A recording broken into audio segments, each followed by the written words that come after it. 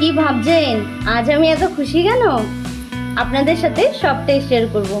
নমস্কার, কেমন আছেন সবাই? আমি মিশু, আপনাদের সবাইকে Mr and Mrs Debnath diary ব্লগে স্বাগত।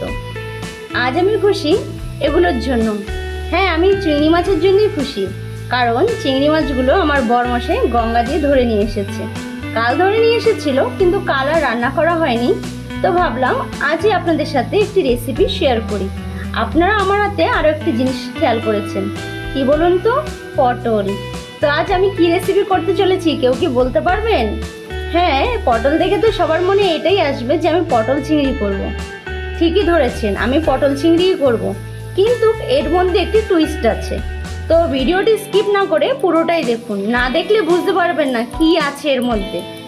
তো চলুন শুরু করা যাক। আমি এখানে পটলগুলো সব কেটে নিলাম, আলুও কেটে নিলাম। এবার কটি পেঁয়াজ নিয়ে আমি কেটে নিয়েছি। মশলার জন্য রেডি করছি টমেটো, আদা। এগুলো কি বলুন তো? এগুলো হচ্ছে কুমড়োর বীজ। হ্যাঁ, আমি কুমড়োর বীজ দিয়ে আজ করব। দেখুন সব ছাড়িয়ে নিয়েছি। তার সাথে নিয়ে নেব কটা কাঁচা বাদাম।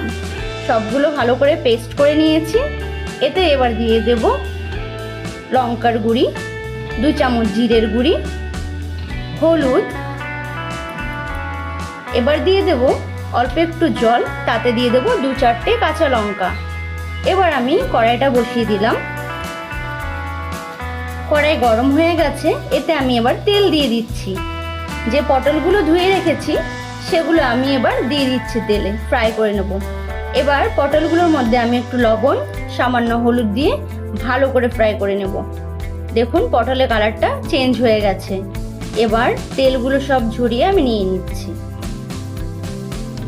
ওই তেলের মধ্যে দিয়ে দেবো এবার ধুয়ে রাখা চিংড়ি মাছগুলো, তাতে সামান্য লবণ আর হলুদ দিয়ে হালকা ভেজে নেবো। এখানে আপনাদের বলে দিই, ডিপ ফ্রাই করলে চিংড়ি মাছগুলো ছিবড়া ছিবড়া লাগবে, খেতে ভালো লাগবে না, কোনো টেস্ট আসবে না। সেই জন্য এখানে হালকা ফ্রাই করবেন, তাহলে খেতেও ভালো লাগবে আর সেন্টও ভালো হবে। তো আলুগুলো এবার ভেজে নিচ্ছি। আলুগুলোর মধ্যে হলুদ আর লবণ দিয়ে সুন্দর করে লাল লাল ভেজে নিলাম। ভাজা হয়ে গেছে, এবার আমি তুলে নিচ্ছি। সেই তেলের মধ্যে দিয়ে দেব গোটা মশলা। এতে দিয়ে দিচ্ছি এলাচ, দারচিনি আর হচ্ছে কি লবঙ্গ, তেজপাতা। কেটে রাখা পেঁয়াজগুলো দিয়ে দিলাম এর মধ্যে। পেঁয়াজটা একটু ফ্রাই হয়ে গেছে, তাতে দিয়ে দেব রসুন যে আমি থেতো করে রেখেছিলাম সেগুলো। রসুনের গন্ধটা চলে গেছে। যে মশলাগুলো আমি রেখেছিলাম সেগুলো আমি এবার দিয়ে দিচ্ছি।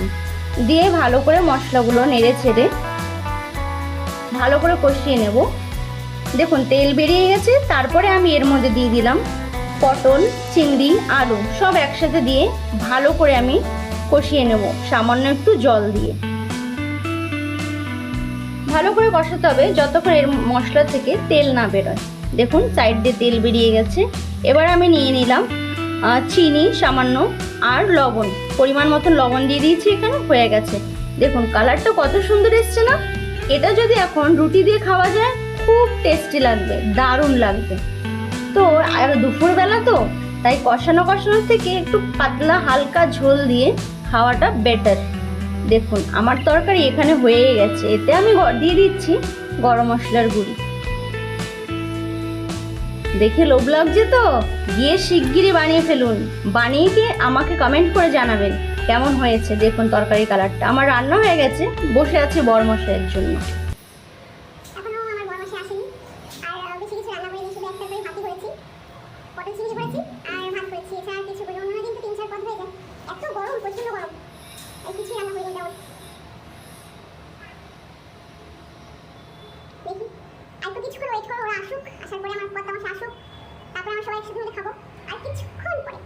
খিদে প্রচন্ড পেয়েছে, কিন্তু একা একা খেতে আর ভালো লাগে না। এই বরমশাই আসুক, তারপরে সবাই একসাথে মিলে খাবো। চলে এসেছে বরমশাই। 4:44 দুপুরে ভাত খাচ্ছি।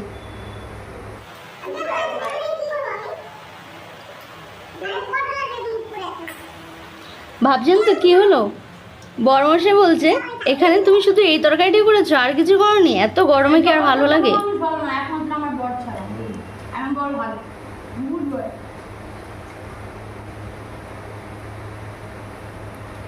দাদা সব রান্না বান্না খুব টেস্টি হয়েছে। এই দেখো বলে টেস্টি হয় না বলে সব খালি হয়ে গেছে, এসব এই বুড়িতে চলে গেছে।